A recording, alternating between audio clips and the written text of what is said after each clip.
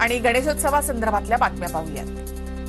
कोकणामधील संगमेश्वरमध्ये पांगरी गावात पाणवठ्यावरून गौरी आगमनाची परंपरा आहे। सोनपावलांनी लाडक्या गौराईचं आज आगमन झालंय। राष्ट्रवादीच्या महिला प्रदेशाध्यक्षा रोहिणी खडसे यांच्या घरी दरवर्षीप्रमाणे गौरींची प्राणप्रतिष्ठापना।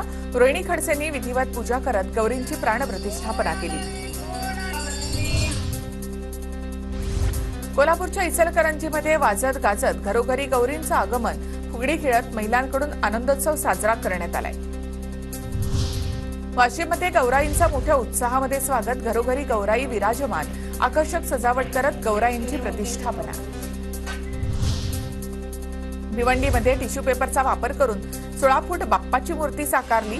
जय गणेश मित्र मंडळाकडून पर्यावरणाचा समतोल राखण्याचा संदेश। धाराशिव जिल्ह्यामध्ये 183 गावांमध्ये एक गाव एक गणपती उपक्रम, दरवर्षी अनेक गावांमधून मोहिमेला वाढता प्रतिसाद। नवी मुंबईच्या नेरूळमध्ये लाडक्या बाप्पासाठी आहेर कुटुंबाने 12 ज्योतिर्लिंगांचा देखावा साकारला। जवळपास एक आठवडा आधीपासूनच सजावटीला सुरुवात। बॉलिवूड अभिनेता वरुण धवन लालबागच्या राजाच्या चरणी लीन, वरुण धवनकडून लालबागच्या राजाचं दर्शन।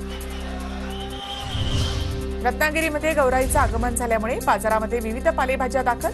कोकणामध्ये पारंपरिक पद्धतीनं गौराईंची प्राणप्रतिष्ठापना।